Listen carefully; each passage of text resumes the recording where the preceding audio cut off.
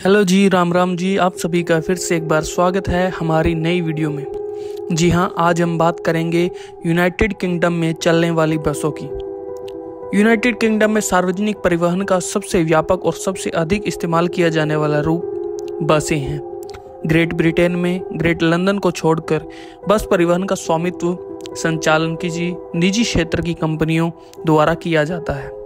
यदि कोई सामाजिक रूप से वांछनीय सेवा बिना सब्सिडी के आर्थिक रूप से संचालित नहीं की जा सकती, तो स्थानीय परिषदें अक्सर खुली प्रतिस्पर्धी निविदा प्रक्रिया के बाद सेवा प्रदान करने के लिए बस कंपनियों का समर्थन कर सकती है।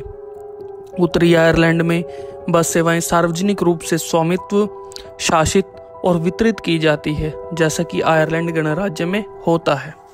यात्री सामने के दरवाजे से चढ़ते हैं और जब तक किराया स्वचालित नहीं होता, उन्हें ड्राइवर को अपना गंतव्य या कौन सा टिकट आवश्यक है बताना चाहिए। जब तक एक अलग निकास द्वार न हो, उतरने वाले यात्रियों को बस में प्रवेश करने का प्रयास करने से पहले बस से उतरने के लिए जगह दी जानी चाहिए। बस यात्री आमतौर पर बस स्टॉप पर कतार बनाते हैं, जो हमेशा स्पष्ट या स्पष्ट नहीं हो सकता है।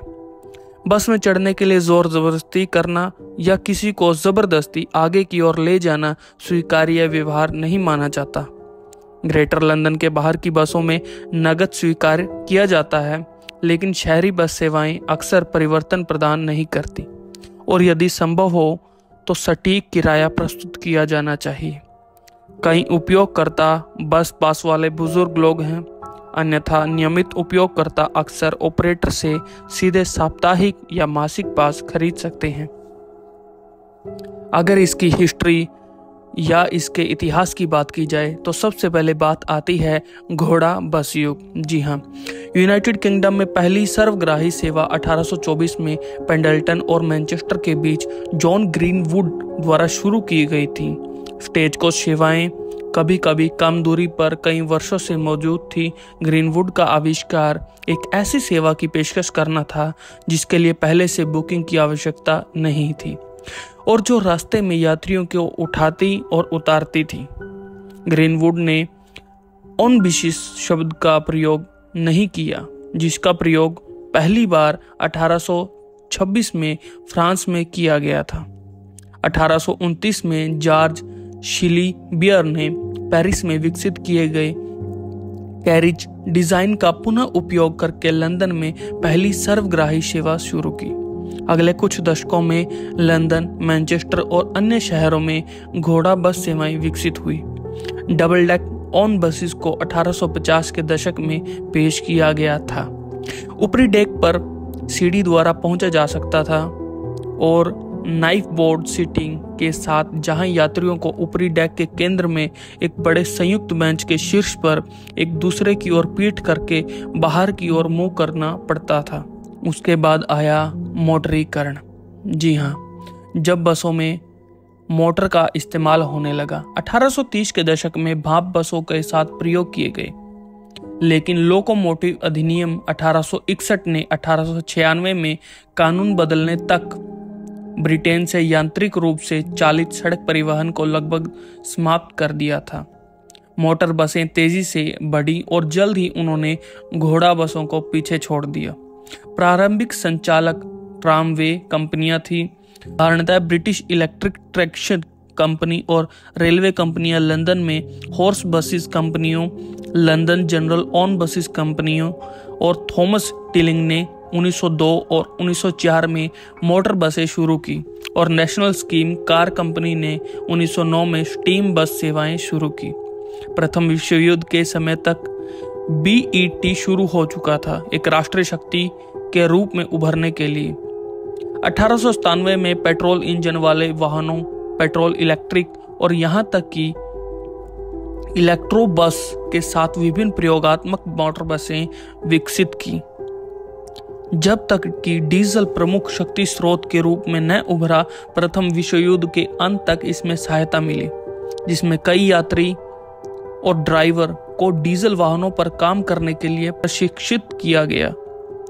प्रारंभिक मोटर बसें बहुत असुविधाजनक थी, हालांकि वायवीय टायर का आविष्कार 19वीं सदी में हो चुका था। बसों और अन्य भारी वाहनों में अभी भी ठोस रबर वाले टायर होते थे, क्योंकि वायवीय टायर उस समय बसों को वजन का सामान नहीं उठा सकते थे। हालांकि सुधार जारी रहा, एक बार टायर झेल सकते थे। ग्रेट ब्रिटेन में बस संरक्षण, बस नीति में बदलाव और कार स्वामित्व की वृद्धि 1950 से 2020 के मध्य हुई। युद्ध के बाद की लेबर सरकार ने परिवहन के राष्ट्रीयकरण का एक कार्यक्रम शुरू किया। परिवहन अधिनियम 1947 के तहत ब्रिटिश परिवहन आयोग ने Thomas Stilling, Scottish motor traction और बड़े स्वतंत्र रोड एंड वाइट की बस सेवाओं का अधिग्रहण किया। रेलवे के राष्ट्रीयकरण से बीटीसी ने बीईटी की कई बस कंपनियों में भी हिस्सेदारी हासिल कर ली, लेकिन बीईटी ने अपनी कंपनियों को बेचने के लिए मजबूर नहीं किया गया और उनका राष्ट्रीयकरण नहीं किया गया। 1962 में बीटीसी की बस कंपनियों को ट्रांसपोर्ट होल्डिंग कंपनी में स्थानांतरित कर दिया गया। फिर 1968 में बीईटी ने अपनी यूके बस कंपनियों को ट्रांसपोर्ट होल्डिंग कंपनी को बेच दिया। ब्रिटेन का लगभग पूरा बस उद्योग उस समय नेशनल बस कंपनी के अधीन सरकार या स्थानीय सरकारों के स्वामित्व में था। 1960 के दशक में बस यात्रियों की संख्या में गिरावट जारी रही। परिवहन अधिनियम 1968 सार्वजनिक स्वामित्व वाली बस सेवाओं को तर्कसंगत बनाने और अलाभकारी लेकिन सामाजिक रूप से आवश्यक सेवाओं की सब्सिडी के लिए एक रूपरेखा प्रदान करने का प्रयास था। अधिनियम ट्रांसपोर्ट होल्डिंग कंपनी की अंग्रेजी और वेल्श बस कंपनियों को नई राष्ट्रीय बस कंपनी में स्थानांतरित कर दिया गया। लंदन ट्रांसपोर्ट की देश सेवाओं को एनबीसी के स्थानांतरित किए जाने पर सरकार ने बधाई दी। 1960 के दशक के मध्य तक यूनाइटेड किंगडम में चालक और एक कंडक्टर के साथ चालक दल वाली बसें बहुत आम थीं। श्रमिकों की कमी ने कंडक्टर और ड्राइवरों की भर्ती और उन्हें बनाए रखने के लिए अधिक कठिन बना दिया गया। कंडक्टरों ने तेजी से बोर्डिंग की अनुमति दी और किराए का संग्रह संभाला, जो दूरी के अनुसार भिन्न होता था। किराया चरण, जिसका मतलब था कि छोटी यात्राएं केवल एक किराया चरण को कवर करने के लिए सस्ती थी और लंबी यात्राएं अधिक महंगी थीं क्योंकि वे अधिक चरणों को कवर करती थी। परिवहन मंत्रालय ने बस कंपनियों को न्यू बस ग्रांट के साथ केवल ड्राइवर वाली बस खरीदने के लिए प्रोत्साहित किया, जो केवल एक व्यक्ति संचालन बसों के लिए उपलब्ध थी। 1970 के दशक के दौरान चालक दल की बसों में गिरावट शुरू हुई। पीछे के दरवाजे वाली बसों को उनके उपयोगी जीवन के अंत में धीरे धीरे बंद कर दिया गया। 1980 तक इन्हें अधिकतर चरणबद्ध तरीके से समाप्त कर दिया गया।